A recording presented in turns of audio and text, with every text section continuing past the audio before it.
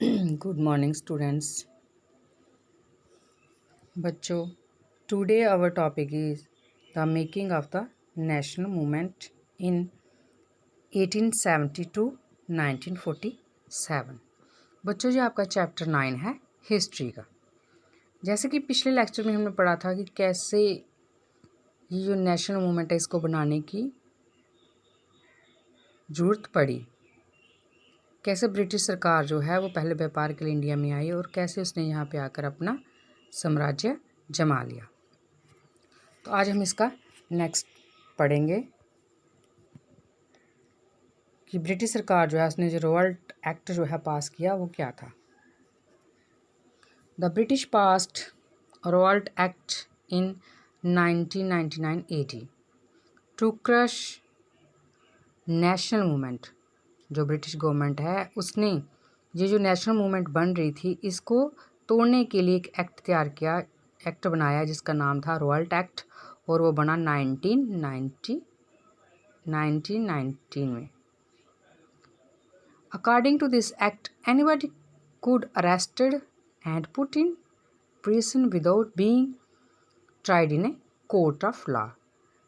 इस एक्ट के थ्रू वो क्या करते थे कि किसी को भी एनीबॉडी यानी किसी को भी अरेस्ट करके जेल में डाल देते थे बिना उसको कोर्ट में पेश किए। Gandhi ji started revolt satyagraha against it which lead to Jallianwala Bagh incident. Gandhi ji जो हैं उन्होंने इस एक्ट के खिलाफ जो है एक सत्याग्रह शुरू कर दिया, ये मुहिम शुरू कर दी।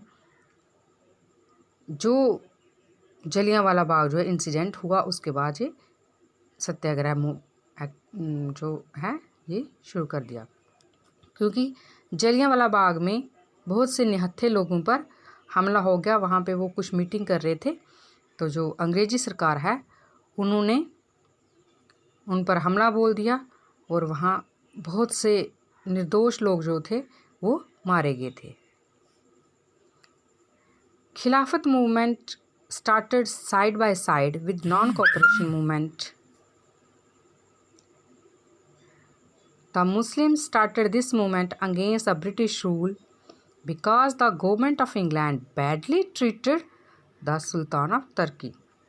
यानी सत्याग्रह के साथ साथ खिलाफत मूवमेंट भी उस टाइम स्टार्ट की गई, एक खिलाफत मूवमेंट के नाम से। ये भी साइड बाय साइड जो है ये नॉन कोऑपरेशन मूवमेंट के तहत ये भी काम कर रही थी। उसमें जो मुस्लिम लीडर्स थे उन्होंने ये मूवमेंट स्टार्ट इसलिए किया कि उन्होंने ये ब्रिटिश सरकार रूल जो है उसके खिलाफ इस मूवमेंट को स्टार्ट किया, क्योंकि जो ब्रिटिश गवर्नमेंट थी, जो इंग्लैंड की ब्रिटिश गवर्नमेंट थी, वो सुल्तान ऑफ जो टर्की था उसको बैडली ट्रीटेड कर रही थी, उसके साथ बहुत ही बुरा व्यवहार कर रही थी, और इसके खिलाफ में, इसके अगेंस्ट में उन्होंने ये मूवमेंट स्टार्ट की। Gandhi ji started non cooperation movement in 1920 AD against the British rule. Gandhi ji ने फिर दोबारा नॉन कोऑपरेशन मूवमेंट जो स्टार्ट की 1920 में, 1920 में ब्रिटिश रूल के खिलाफ।